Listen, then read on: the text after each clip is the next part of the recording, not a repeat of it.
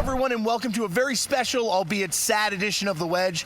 By now, all of you have probably heard of the death of MCA, a.k.a. Adam Yauch from the Beastie Boys, one of the great musicians of certainly my generation. Well, the team at MuchMusic put together an amazing tribute to him. There's some cool footage of them throughout their career. Anyway, so we're going to have that for you right now, and then we're going to come back and talk about the Beastie Boys, play some videos. So enjoy.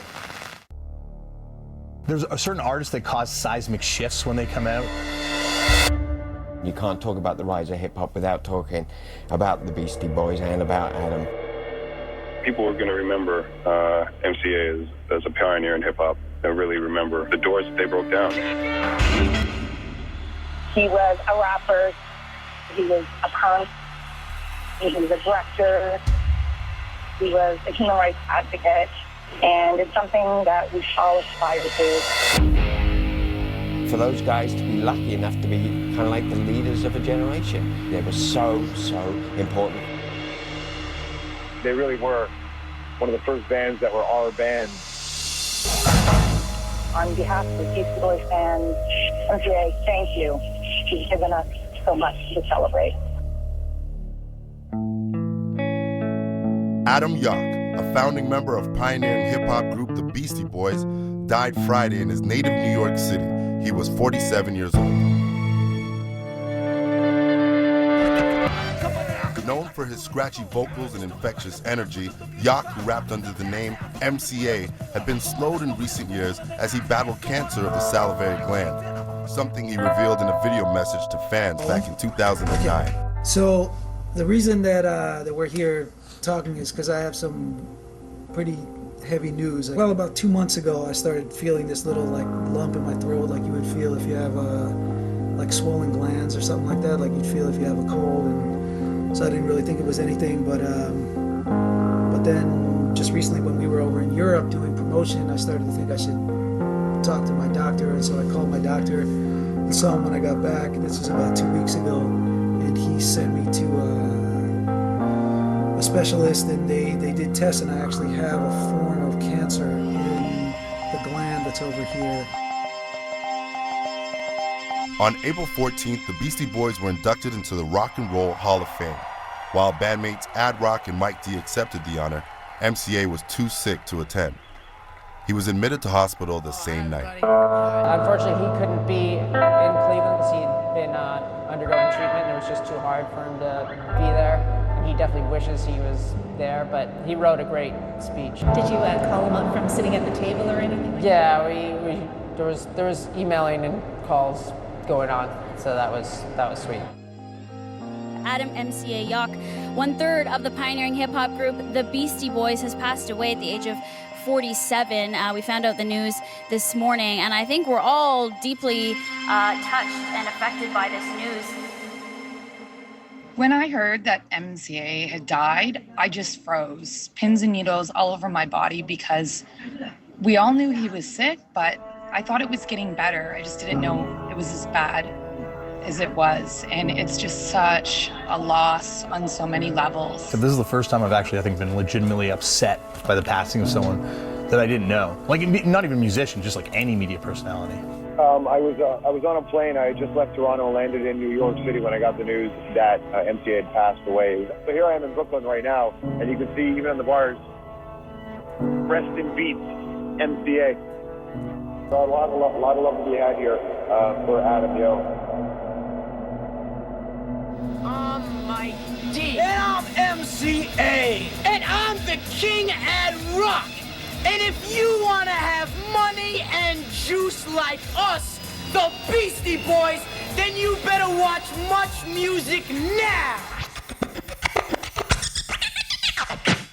What the Beastie Boys represented, and they really were one of the first bands that were our band. Cause nobody can do it like Mixmaster can. Come on, I got the D double O style. How long have you known each other for? You know, it's funny you should ask that, Bob. We've known each other for a good 30, 40 some odd years. Yauch and I, we used to live together in Chinatown, like before we had our first album out or anything. So I was in another band called The Young and the Useless, and they used to play gigs like with us. punk rock origin it has everything. It's like where you come from. It's like not playing by the rules. You guys have punk roots. We all used to go to clubs and see hardcore shows and stuff. It's just because it's a form of music that we have fun with, that we always like. We grew up more on like punk rock and then hip hop. Yeah, it just seems so unexpected, like these three boys from Brooklyn, three white boys, three Jewish kids, infiltrating the Brooklyn and New York City underground hip-hop scene and proving their stripes. I understand that a lot of people in America were caught by surprise when the Beastie Boys came out. And then everybody said, oh my God, they're all white. We were actually black up until about a year and a half ago, and the transition, I don't know how it happened. So say what you want, You guys would start off opening for Bad Brains and then move on to Madonna. Now, what happened with Madonna? Tell me the story about how did you get on tour with Madonna? We just sort of met Madonna. She needed an opening group, so we decided to give her a break and go on tour with her. And see what happened. She's a star now. What's the reception? Was it good? Yeah, well, she went over great. It's strange. Obviously, Run DMC was getting traction and things like that, but and this is a really more of a sad commentary on music, but white music establishment has always needed a white artist to kind of break through, and for the white establishment to be like, oh, this music is good, and the Beastie Boys were that group. But instead of just being that group and being totally terrible like most groups that are in that position are, they actually turned out to be really into the culture. We just finished a tour with Run DMC, just getting ready to tear the place up. It was pretty exciting to be able to be on tour with a band like Run DMC and watch them play every night. I was just like a huge Run DMC fan, and then all of a sudden, with Rick Rubin, we met Russell Simmons. Yo, Russ, what's up? How you doing, man? And the thing I loved about the Beastie Boys always was that they didn't try to be something else. They didn't try to be cool like Vanilla Ice. They didn't try to be like Run DMC or this. They were the Beastie Boys. They were so natural, and that just fit like a glove into hip-hop. Russell saw that. You mind if I just get in here and the No, go right ahead. Go right ahead. How you feeling out there, Canada? All right. Def Jam Records is one of the most important record labels in the history of the business. What the Beastie Boys were able to do was take something that was truly a New York sound and explode it.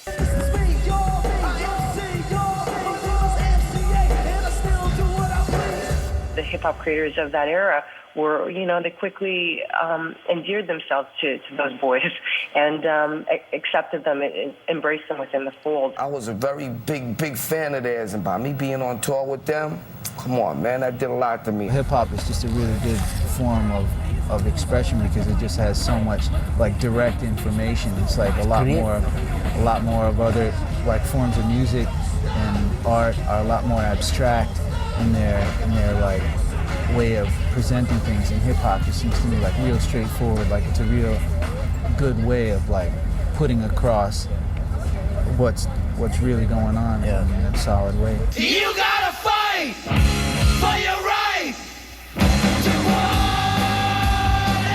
We actually switched labels after our first album. It worked out the best for us. Did you feel pressure to live up to this kind of party guy image? Well, I think that was kind of part of us leaving Def Jam. Okay. Actually, was that it kind of got to this point where this thing that we started as a joke of making fun of, oh hey, we're drinking a lot of beer, or hey, we're joking around about that stuff, and then it kind of became what we did. We like beer! A lot of this earlier stuff, it's disrespecting women. Most of it's goofing around and joking around, and it's really taken the wrong way. I feel at peace with a lot of the stuff now, but I do kind of look back and remember some of the stuff that might have felt uncomfortable at the time. They were a group that got that point of being famous and became better people. Do you ever miss your bad boy antics of the past? Nope. What was the turnaround for you where you became more socially conscious? When I was younger, I was involved in a lot of activism.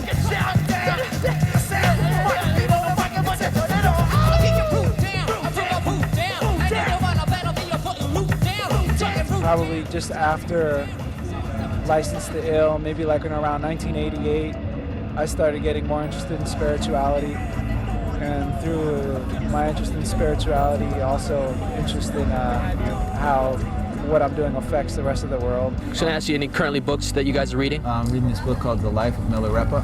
This is about a Tibetan saint, about his life.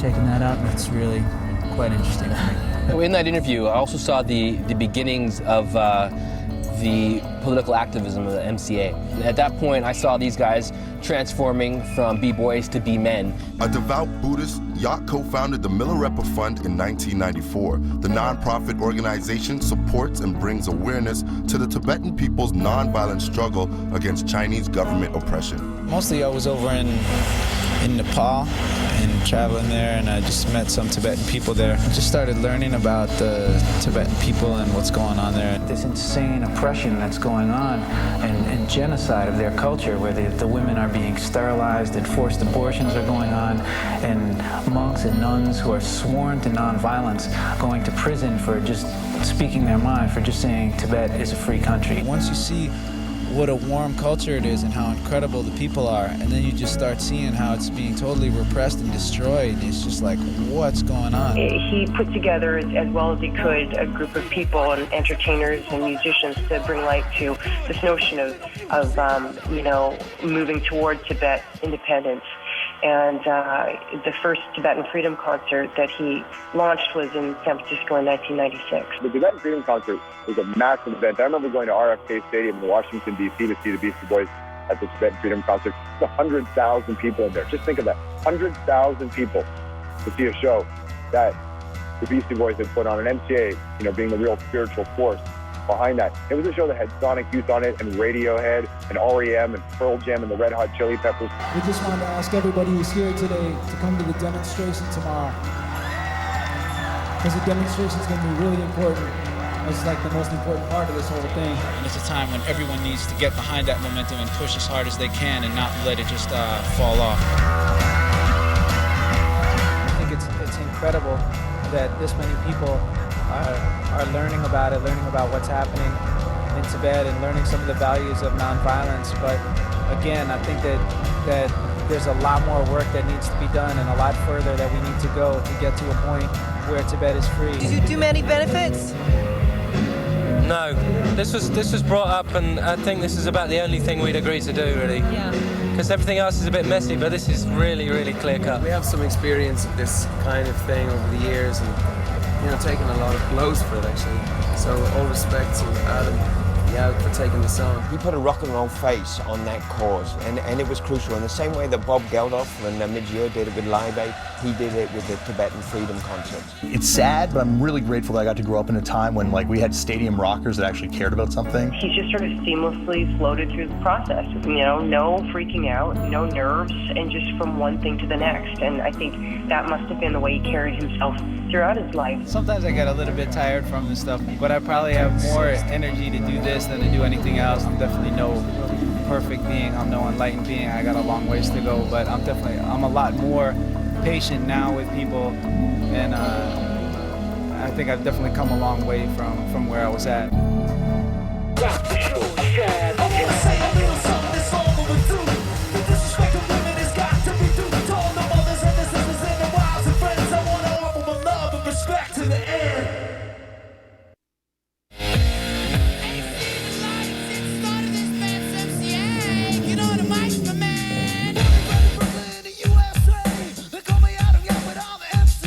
The first time I ever saw the Beastie Boys do a video was Fight for Your Right to Party. Kick it!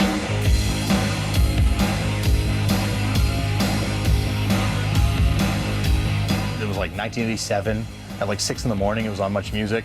And I saw this video and I was like, oh my God, this is so awesome. You gotta fight for your right to party! When that came along, and just the whole look, that was a revolution.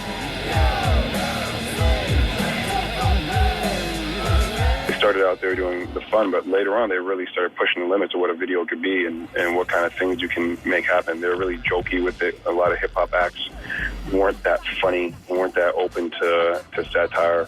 The Sabotage video will forever be one of the best videos ever made.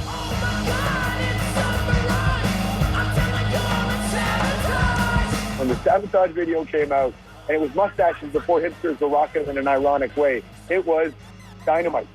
Dynamite when that video happened. And there's something in the crappiness of, you know, the car they're driving, the kind of like faux cop drama that's unfolding, their horrible wigs, their horrible suits, their huge desires to like play and screw around. And I feel like that's what the Beastie Boys did so well throughout their career, is kind of sabotage expectations.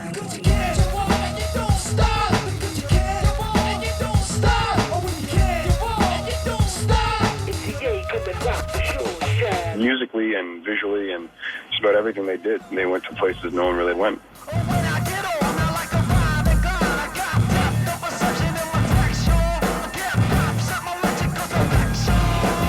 The Boys did with music videos is we're always trying to do something new, and I think they really captured the fun and energy we expect from videos, and they took the songs to another level. He had an alter ego in the world of filmmaking, was Nathaniel Hornblower. Yeah, Nathaniel's a little wild. He's my cousin. He's from Switzerland. He's a bit crazy, though. He wears the old traditional Appenzell gear. Appenzell is like the part of Switzerland he's from, and he'd be wearing, like, you know, lederhosen and like a big feather in his hat and like little flowers on his suspenders and stuff. Yeah. I mean, it seems funny to us, you know, but to him it's serious business. So you are Nathaniel Hornblower? Let's not get crazy. Yeah, we won't address that at this time. I feel like throughout his career, he's adopted new personas. Perhaps maybe helped him, you know, think of themselves in terms of a visual creator, a filmmaker. Maybe in that mindset, he could kind of clearly define a different persona than, you know, MCA, the rapper. The Beastie Boys are back after a 6-year absence. The Beastie Boys have so many great videos. I love Triple Trouble because I'm in it. If you wanna know the real deal about the three. I was hosting the MuchMusic Video Awards red carpet show. Hey, yeah, hi. And they were shooting their own video on our red carpet. When I actually went to their car, they jumped out in costume, and I didn't expect that. Classic Beastie Boys. I'm sure MCA, who directed that video, did his best to edit me out, but there's still like half a frame of me in there, which, you know, is my proudest moment ever. Ladies and gentlemen, the 3 MCs, and they're on the go. Shadrach, Meshach, Abednego, the Beastie Boys! I remember when I worked at MuchMusic, I presented them with the Trailblazer Award at the MuchMusic Video Awards. And the reaction they got when they went on stage, man, it was beyond epic, man. They were the Beastie Boys.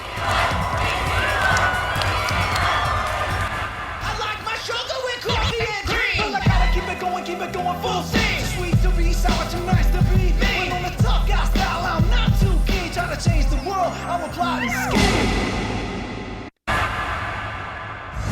If you can feel what I'm feeling, then it's a musical masterpiece. Hear what I'm dealing with, and that's cool at least. What's running through my mind comes through in my walk. True feelings are shown from the way that I Generations from now look back into what hip-hop was back in our day. What would they say about the Beastie Boys? What would you want them to know about the Beastie Boys? Yo, y'all suck since Fast Monkey. When I think of MCA, I think of someone who used to be a frat boy who really grew into being a gentleman. I've met many people through my time being a VJ at MuchMusic, and he really left an impression on me. They made white kids really proud, okay? And they let a lot of nerdy kids like myself know that you could do it if you wanted to do it. People are going to remember MCA as a pioneer in hip-hop. They'll really remember the music that was made and the doors that they broke down. For me, like, the real impact they had was just helping me expand my world, you know, teaching me about, like, things that you just don't learn about. You know, there was substance to what they were doing. There was always room for playing, and there was always room for shit disturbing. Everybody will remember him as the guy who taught people that you can make mistakes and grow up in the public eye and be cool and be principled and be really funny. I would be a much more boring person without the Beastie Boys. He was a rapper, he was a punk, he was a musician, he was a director. He was a feminist. He was a human rights advocate. And he was just a really cool guy for all the right reasons. Adam, we miss you already, babe. Doing our best to just kind of live life too and have a good time in the midst of the, insanity. Someone offer my love and respect to the end.